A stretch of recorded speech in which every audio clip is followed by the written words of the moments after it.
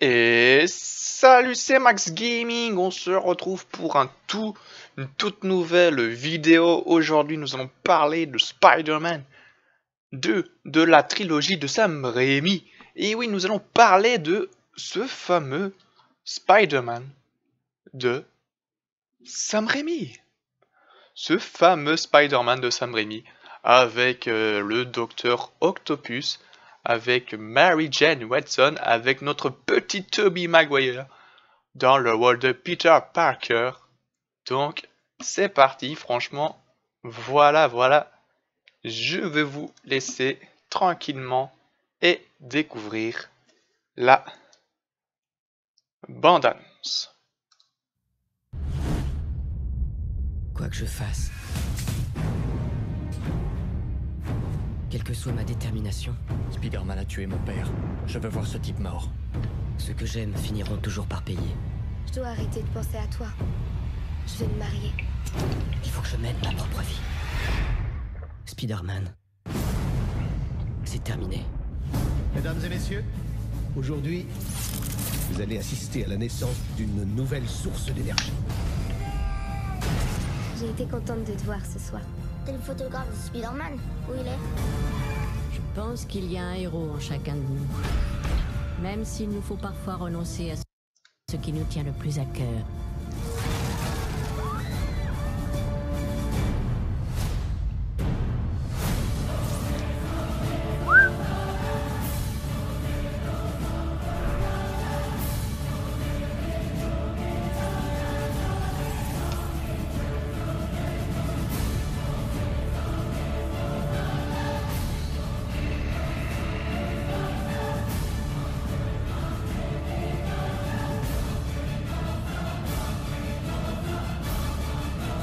On va voir qui se cache derrière le masque.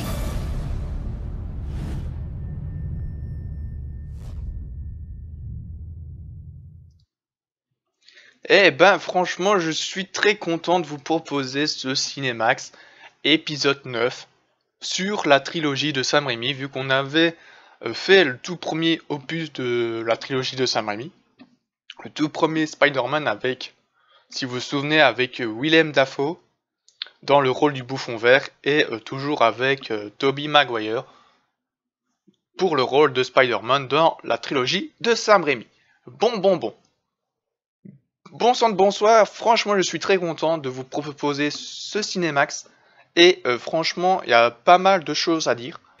Le deuxième opus de Sam Raimi est sorti en 2004 et oui j'avais 4 ans à ce moment-là. Donc ça c'est l'affiche de Spider-Man de Sam Raimi, de la trilogie de Sam Raimi de Spider-Man de Tobey Maguire avec Alfred Molina, hein, donc voilà, pour ceux qui ne savent pas. Alors, nous avons Tante May.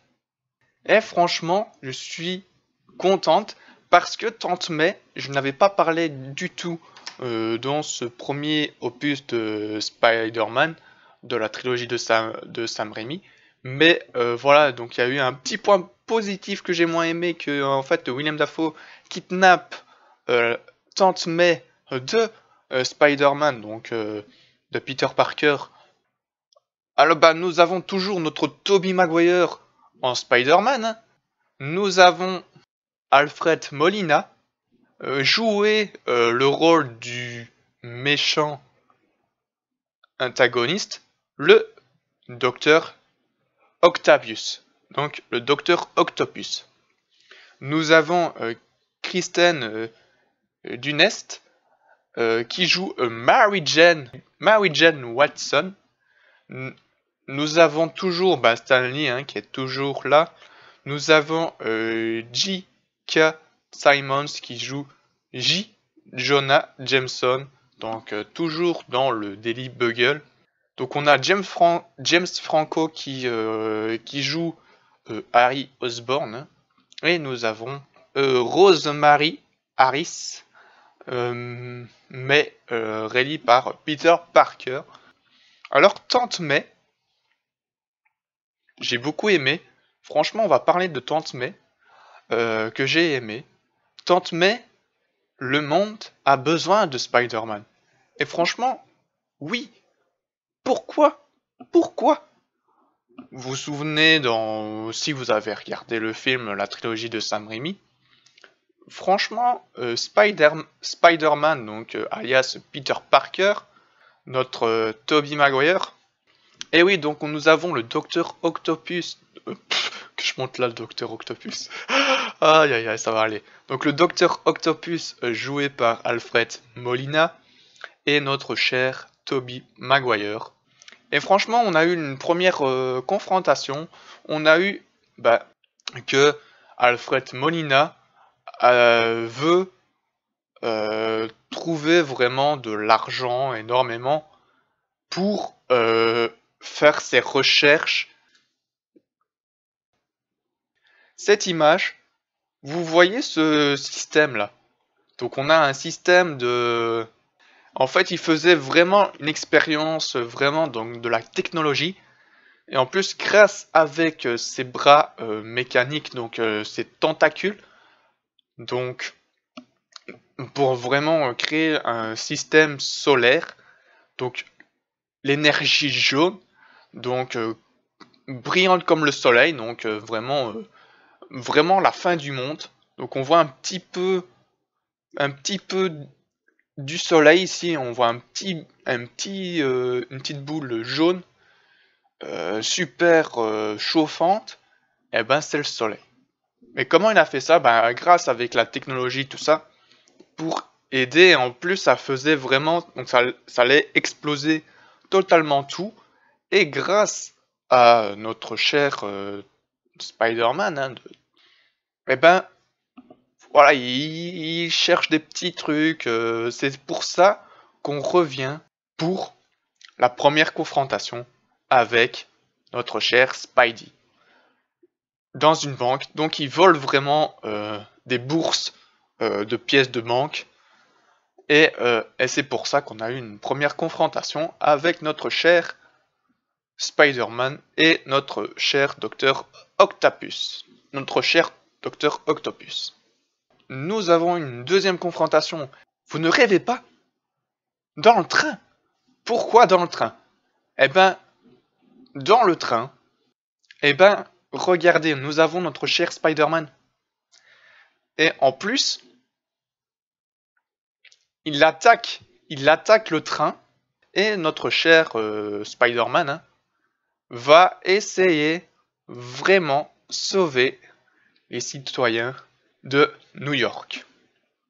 Voilà, donc on a de nouveau le Docteur Octopus qui va de nouveau kidnapper notre chère Tante May. Hein.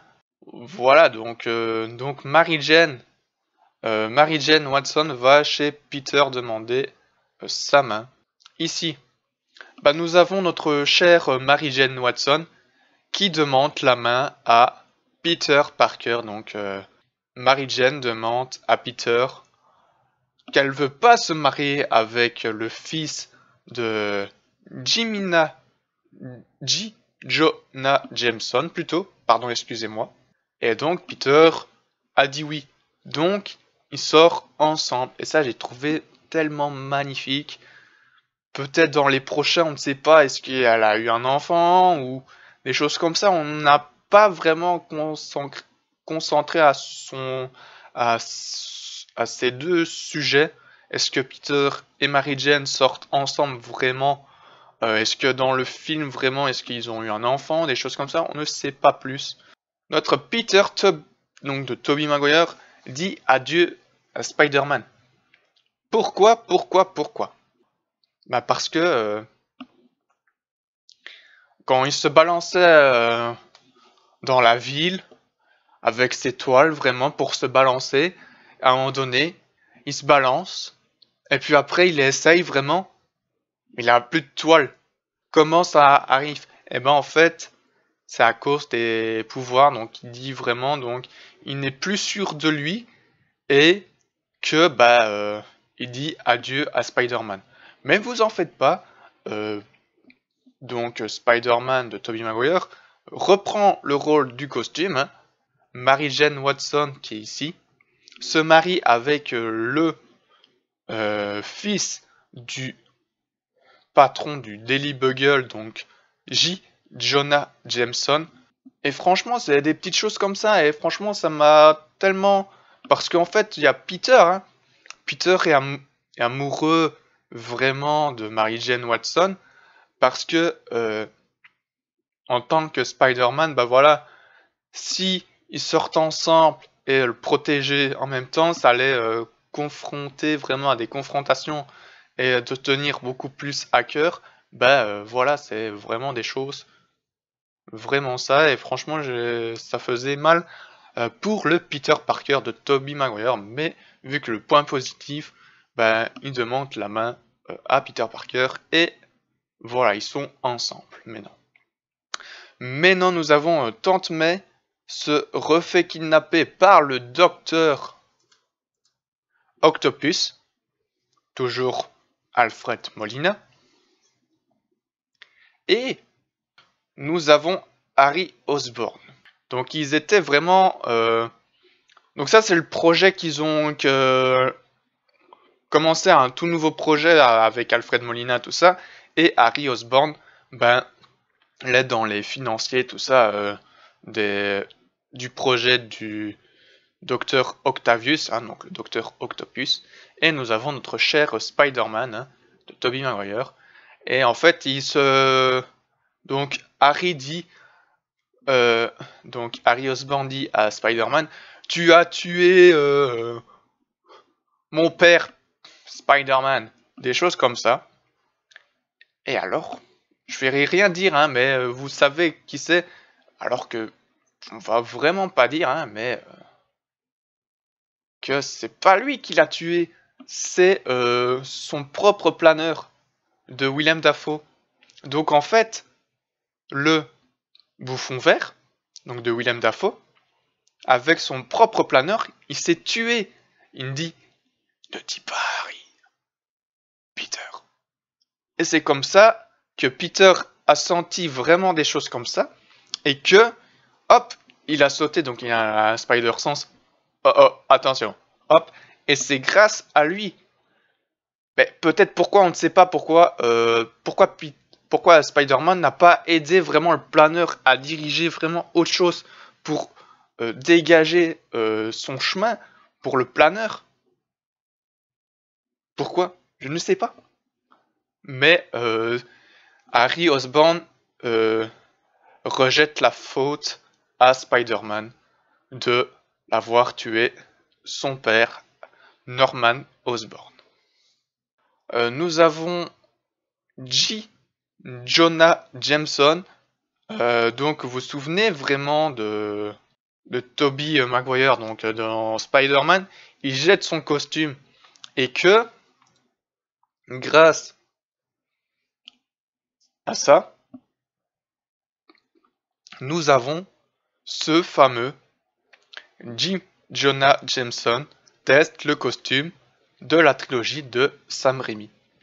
Et ça, franchement, bah, il dit « Eh patron, on a trouvé le costume de Spider-Man dans la poubelle. » Ah bon?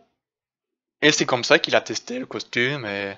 Voilà, il est pas Spider-Man, hein, mais il a vite repris, qui était caché quelque part dans son bureau. Hop! Sacre bleu! Mince! Il est de retour! Il m'a piqué mon costume! Mais c'est mon costume d'abord! C'est Peter qui l'a fabriqué. Et c'est comme ça que, voilà, j'ai trouvé super sympa.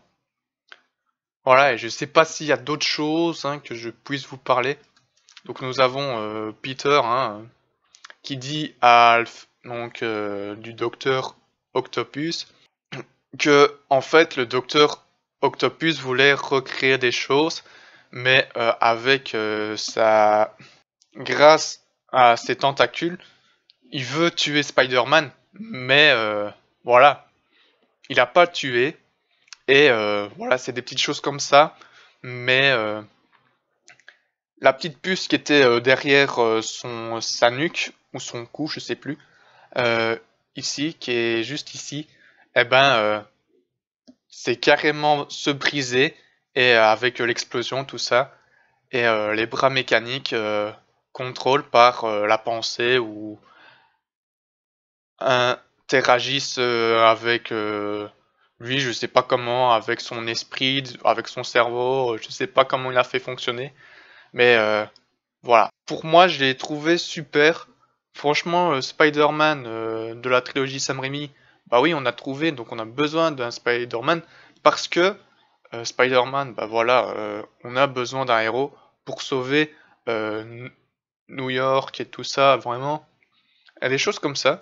Et j'ai trouvé super sympa, que j'ai pas trouvé top. Et en fait, il demande un marché, donc Harry Osborn, hein, qui demande un marché pour faire un marché avec le Docteur Octopus.